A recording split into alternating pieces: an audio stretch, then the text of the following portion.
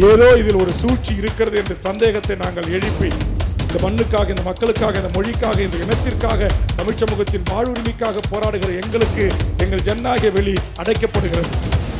ஈழத்தில் நடந்த செம்மணி படுகொலை குறித்து தங்க இலக்கியா அங்கே பேசினார். இதற்காக 25,000 மக்களை திரட்டி மிகப்பெரிய போராட்டம் நடத்துகின்ற போது பல்லாயிரக்கணக்கான மக்கள் திரண்டு வந்து விட்டார் என்று இன்னொரு பாதையில் நாங்கள் இருக்கையில் கூட்டோம், தடுத்தீர்கள். வந்திருக்கிற பல்லாயிரக்கணக்கான கூட்டத்தை ட்ரோன் கேமரா மூலமாக நாங்கள் பதிவு செய்தோம். இந்த ட்ரோன் கேமராவை நீங்கள் உங்கள் காவல், சென்னை மாநகர காவல்துறை சீஸ் செய்து நீங்க எடுத்து போறீங்க. ஆனா இன்னைக்கு என்ன நடந்திருக்கு? அப்ப இதுதான் பாரபட்சம்.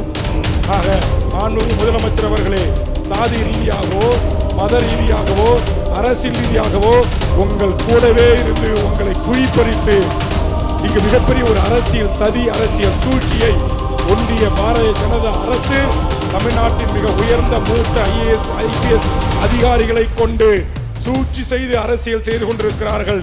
நீங்கள் வெளுத்தது எல்லாம் பால் என்று நம்பி அவர்கள் கைகளிலே அரசாங்கத்தை தந்து விட்டீர்கள் என்று நாட்டுடைய மூத்த பத்திரிகை ஊடக நண்பர்களும் பத்திரிகைகளும் எழுதுகிறது. அதற்கு சிறிதேனும் ஒரு முக்கியத்துவத்தை கொடுத்து நீங்கள் ஆராய வேண்டும் என்ற வேண்டுகோளை இந்த நேரத்தில் முன்வைக்கிறேன்.